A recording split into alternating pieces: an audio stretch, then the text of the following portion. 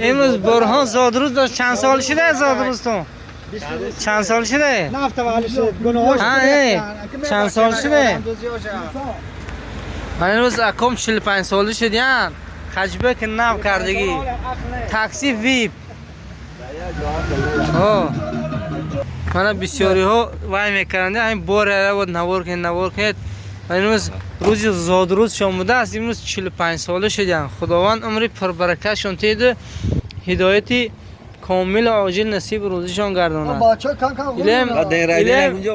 ایلم همیشه در تک ماشینش شمال گذاشته است. تاکسی 331. انا دوستی عزیزی ما دویم زنگ زنید همین تاکسی لوبه بریم شما خدمت میکنه. دوستی عزیزی ما برهان خیر مبارک شود. برای کی اوید انا من